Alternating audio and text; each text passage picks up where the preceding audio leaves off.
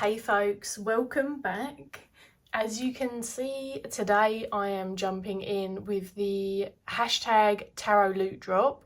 Now this hashtag was brought to YouTube by the lovely 𝗺𝗵𝗫, and I actually also saw it on Under the Pyramids and Black and the Moon. I think it was just under like a gaming loot kind of hashtag on Instagram. So I've been seeing it do the rounds. No one seems to know where it came from, but the tarot version, or at least the YouTube introduction, definitely was a 𝗺𝗵𝗫 thing that I saw. A bunch of you lovely folks have already jumped in, so I thought that this would be a really fun last video for me to do. So unless I do a Patreon snippet drop in the coming week or two, I'm probably not going to be able to record a video now for about 4 weeks easily, because I am packing all my stuff away for the move. And even doing this today, I realised that I didn't have everything, so I've kind of got representations for a couple of things. I hope that's okay. So this is what's in my inventory if I were a gaming character and you knocked me out, finished me off and looted me. So if you're a gaming nerd like myself and a bunch of the others who have jumped in, then you'll be very familiar with this. If not, it sounds kind of terrible, but it's just raiding someone's goods when they are no more. Of course they come back in the games, but your loot does not. So mine is kind of tarot loot, but make it witchy, because tarot can be witchy or it might not be. I really wanted to do a representation of my practice, and it was an interesting one because I was trying to envision myself as a character in like a fantasy game. I went very World of Warcraft because that was my most beloved game before I couldn't play the PC anymore. I was thinking of myself in World of Warcraft, and I was thinking, oh, if I was in a game then I would be healthy, but I really kind of wanted to represent who I am. So we're going for the chronically ill, disabled character, kind of with a mishmash of fantasy in there, because I'm going to be very real with you. If I went off on a fantastic adventure, someone else would be carrying my bag or I would have no loot, because it would be too heavy for my body and I would get sore. But other than that, we're going to assume that I've got just some fantastic anthropomorphic sidekick who just understands my needs and is very loving and helps with the loot.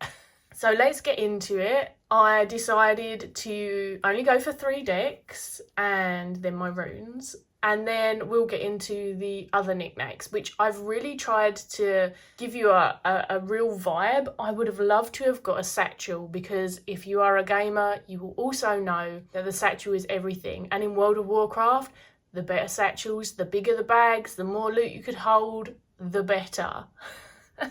I haven't been able to do that. I have other little baggies and I've tried to encapsulate as much as I can in a fun way. So first up we have my Memento Mori Oracle, which this is its official bag if it's in a bag. So if I go out and about, this crystal haven skeleton bat, which is anatomically correct from what I've looked at as well. And if you haven't seen this on my channel before, then you're probably new here.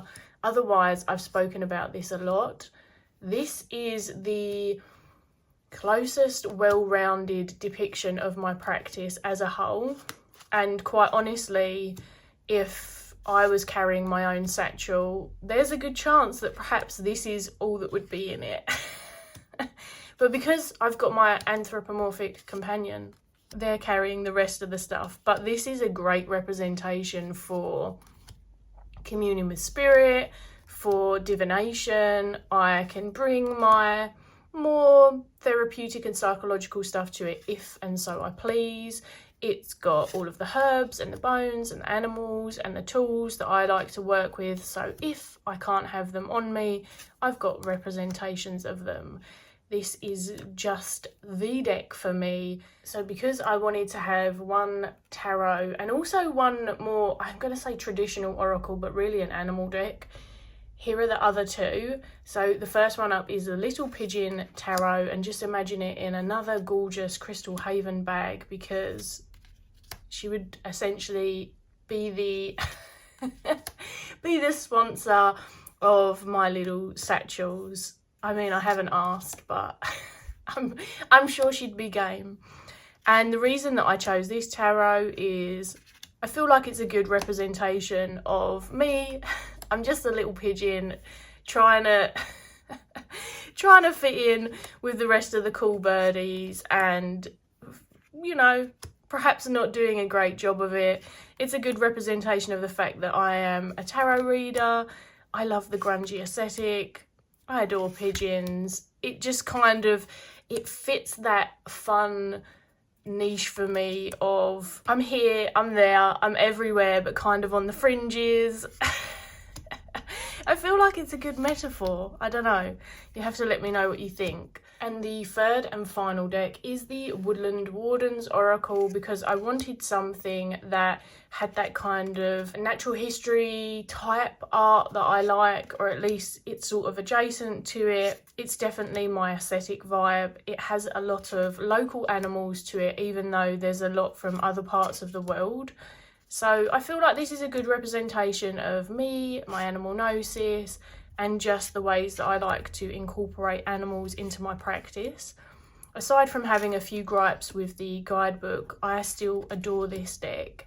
And I feel like in terms of the vibe that my free decks have set, that this kind of gives people an entry into my aesthetic as well, because we know that I enjoy aesthetics and photography and the like. So I feel like my loot would would have to have something pulling it all together. Like I say, think sponsored by Crystal Haven's bags, and then these kind of moody meets natural history meets grungy kind of aesthetic.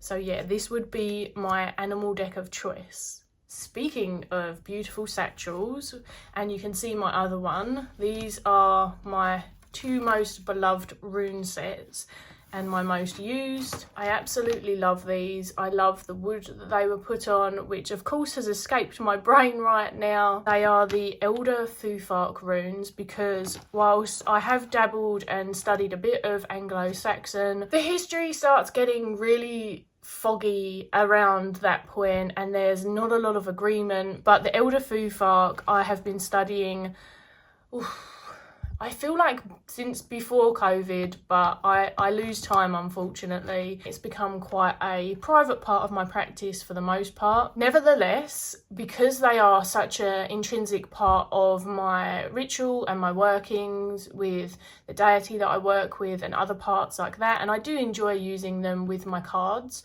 Like I said, I just don't do it very much for others to see.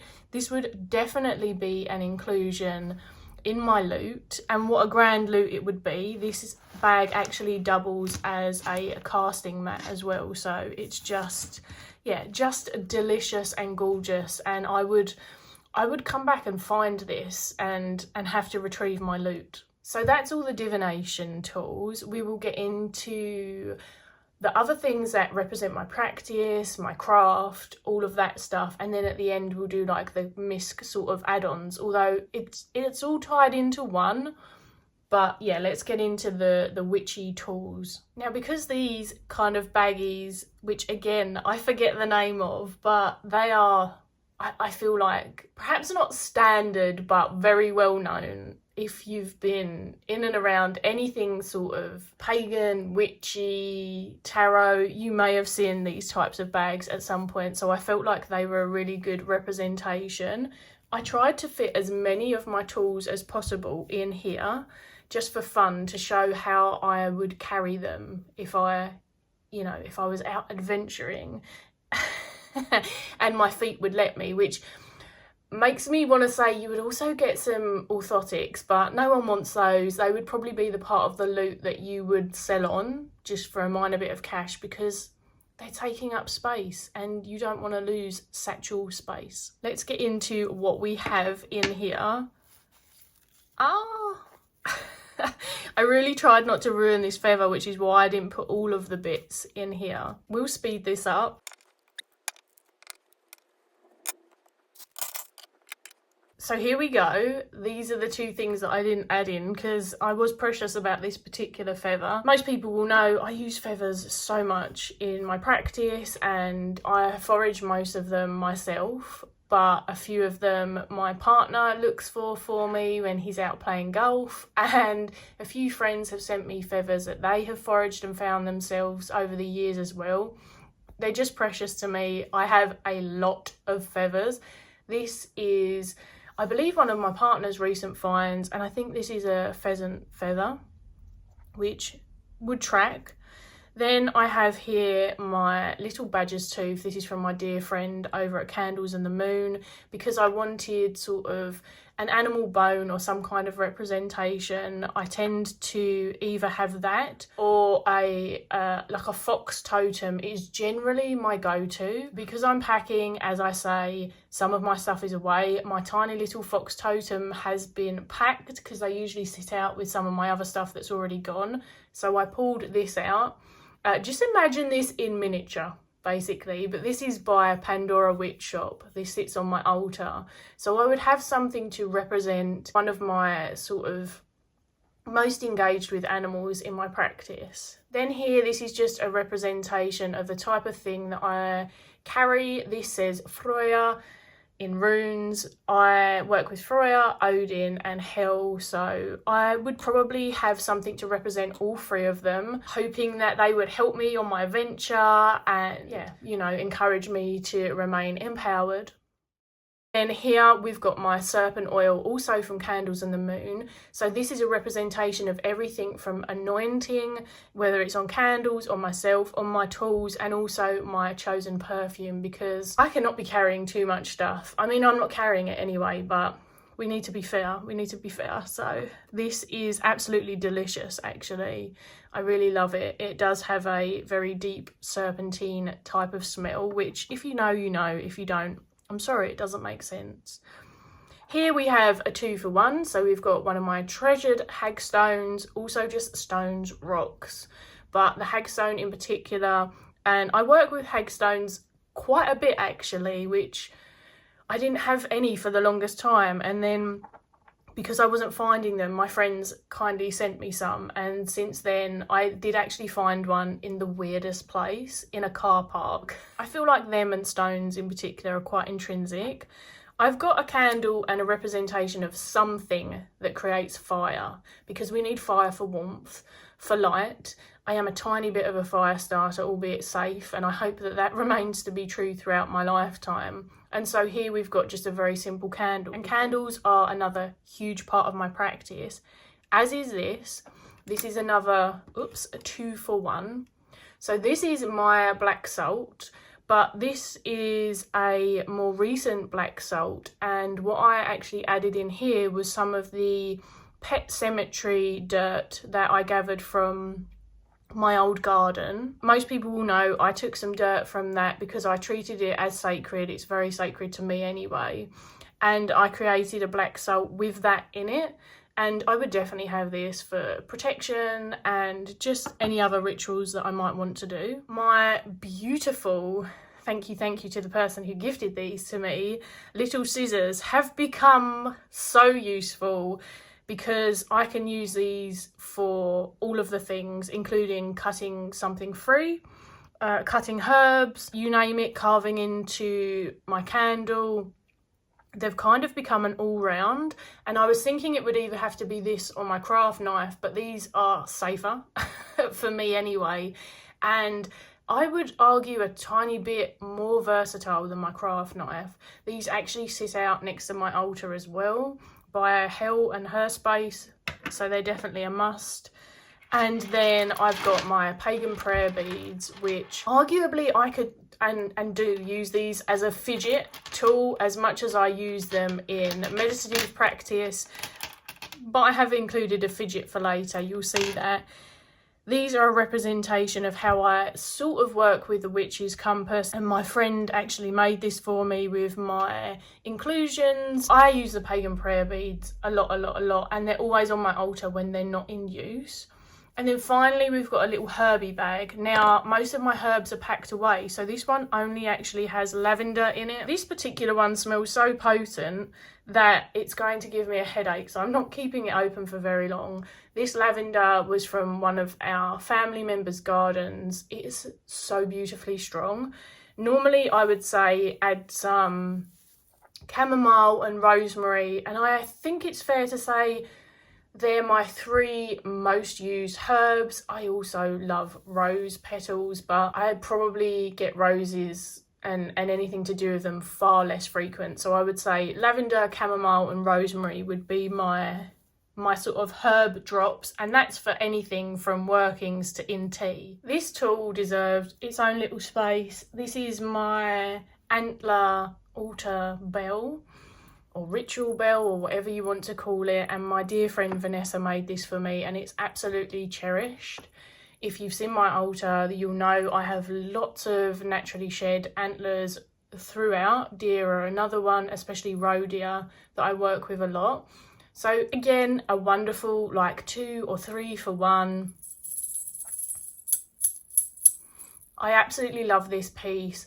Again, cleansing, protection, maybe a sound alert from afar that I need help or I'm lost, because it is likely that I will get lost. Because am I carrying a map? No, that would be too sensible. Perhaps a compass, because I like to go old school, but the likelihood of me being good at using that is very slim. So yeah, I would probably need this for just logistics as well. Now we've said I'm repping for the chronically ill and disabled traveller explorer that I would be.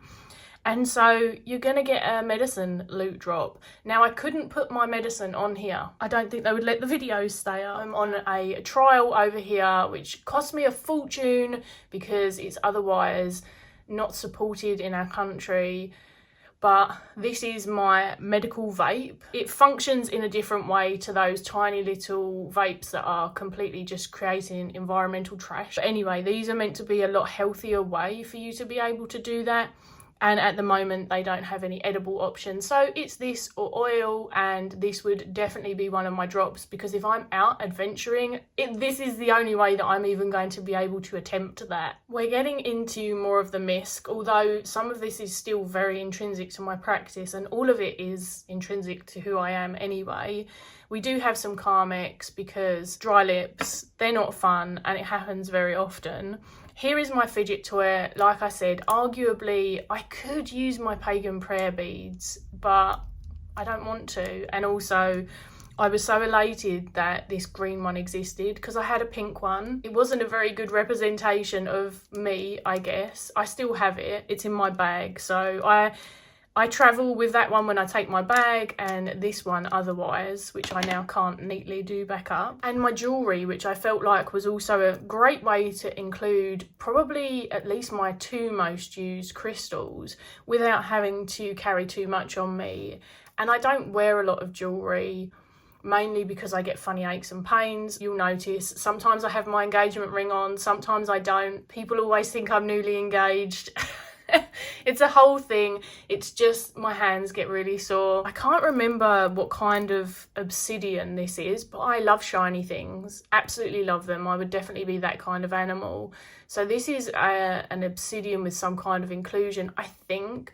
And then my 2 main go-to crystals are someone who loved them and then doesn't really buy them anymore. But this is labradorite, albeit a very light white one. I tend to go for the darker, usually. But I thought this was really funky because I hadn't seen anything like it. And my other one is about to break. And then this is smoky quartz, which is my other kind of go-to. And then this beautiful creation is by my friend over at Under the Pyramids on Instagram. And this is a protective rune. It's called 𝗬𝗁𝗄𝗃. I would definitely be wearing this on my person for this type of journey. So I feel like jewellery wise, you would still get a pretty cool loot. You can see you would get it with all of these smears over it. You would not get a nice shiny one. So I have not shined it up for you, but you would get my phone. Not because my phone's attached to me for the reasons that I feel like a lot of people have their phones. This is actually where I keep my grimoire, my journal, just really anything. I've tried all the exciting ways. My body doesn't like it. It can never keep up. This basically holds far more than probably I would want it to.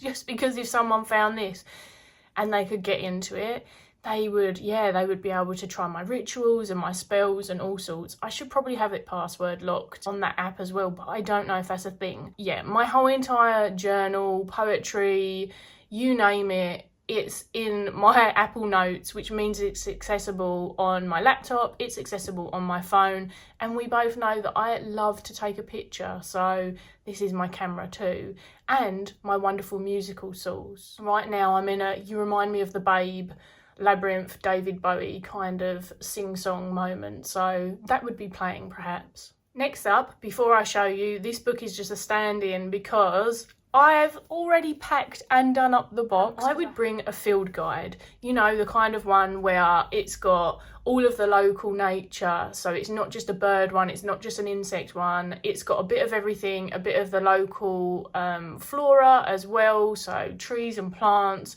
all of the good stuff. And I'd have like one of those little handy ones that's skinny and about this sort of size. So it's like a stretched, thinner A5 size.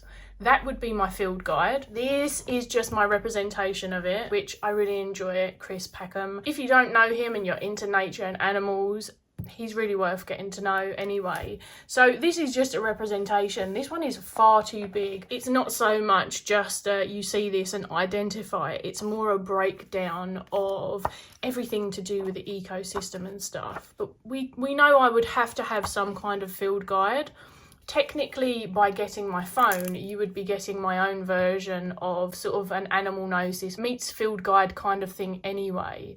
But I would still carry one because I'm not the be-all and end-all when it comes to animal information, and I need all of the information. So the other thing that I would definitely have on me is one other book. Now, this book could be anything from tarot to psychotherapy, psychology, witchcraft, some kind of other animal book, fantasy, most commonly young adult fantasy, poetry, or any other kind of sort of like earthy, practice-based adjacent book. I feel like one of those is a really good representation of a book I might have on me at any one time.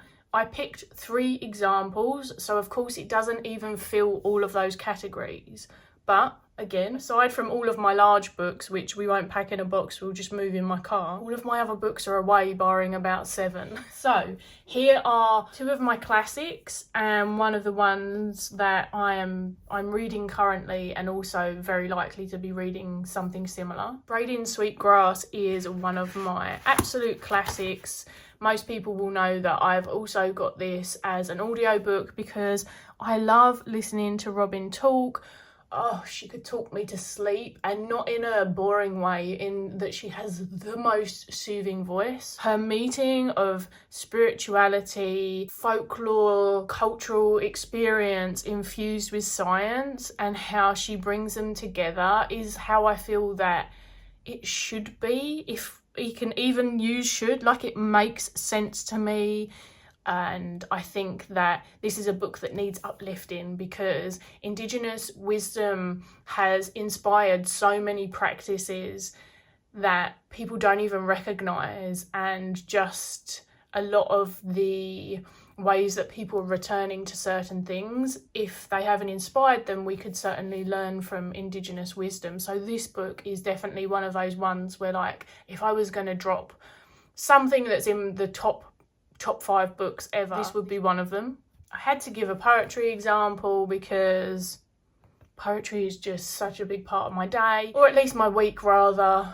A lot of people know that I love doing bibliomancy with poetry books in particular, and with tarot. I did share a bibliomancy video that was originally just a Patreon exclusive. I do that once in a blue moon, so That's there if you want to hear me talk about it. But I love Cal writing in particular, and just ways to honour and see myself and others. So I really love this. It would be a great poetry drop. And as I say, because I am currently reading this, it's actually falling apart from where I took it on holiday. Yes, I'm that slow. The problem is I then jump into a tarot book, and I was reading that, and I can't read more than 1-2 things at a time. It doesn't work. So anyway, I'm back to this. I read the first 3, and now I'm on to this duo, and then I actually already have the other duo to read. I love young adult fiction. I actually really recommend these books from what I've read of this one and the trilogy. I freaking love them as well. I appreciate it's not for everyone, but this is my vibe. And if we're talking, I'm off in like a World of Warcraft adjacent kind of fantasy land, and you're going to loot me. I mean, it feels fitting. Finally, speaking of gaming, because we cannot complete the loot without this final gem. It is the thing that has saved my gaming experience. It's the Nintendo Switch. It's so glary that I've gone for the other side first. This is the Pokemon one, so repping the Pokemon as well. Let's see if I can flip this over without too much glare. You can see the old phone in the tripod, but nevertheless, this will do. So the Nintendo Switch would definitely be on my person. I won't go into all of the details why, but I was a huge PC gamer, and the short version is that it actually hurts me, whether sitting or standing, to game on a console like a PC, to work at a desk, to do various things. And the reason that the Switch works so well for me, other than the plethora of cozy games, which is a great way to unwind from some of the more intense ones, is that it has 2 controllers. If I'm not adventuring, play this in docked. I don't play this in handheld unless I'm out of the house and I have it with me, which I have taken for appointments and stuff. But it's actually really disability friendly for me.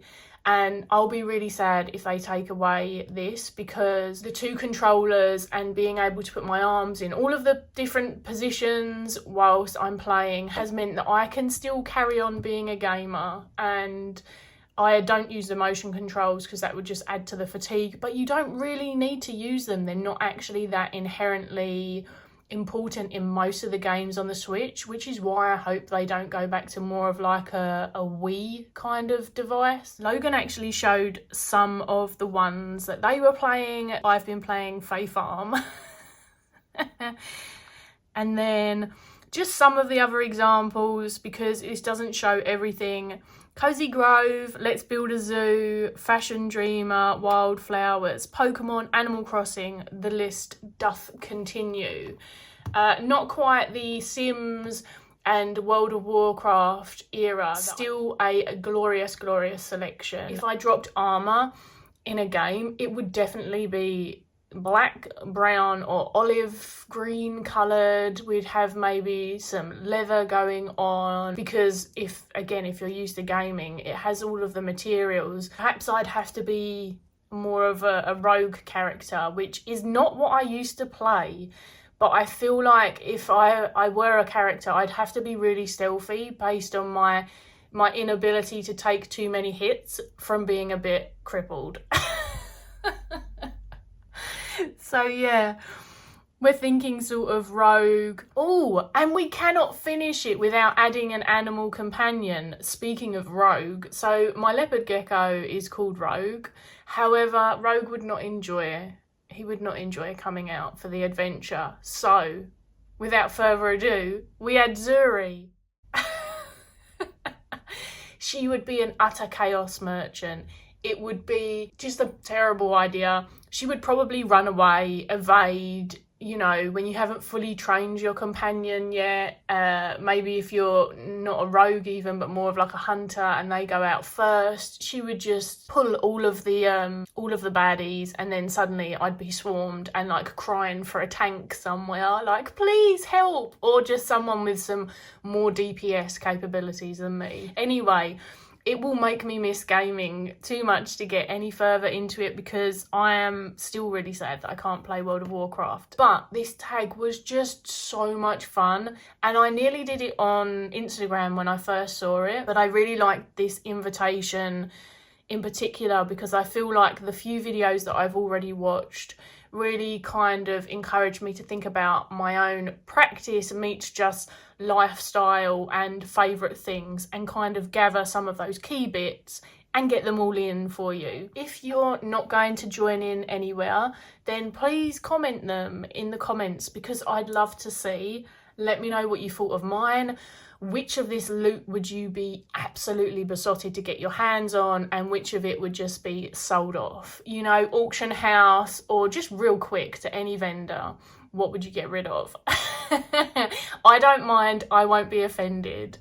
Let me know if you join in and I haven't watched your video. Also, please let me know. And otherwise, wish me luck on the move. Please don't forget me. I will be back. I need 4 or 5 weeks now. I'll have nothing to show you anyway. I may, like I said, do a little bit of a Patreon snippet, but other than that, it's going to be a while. So enjoy and see you on the other side.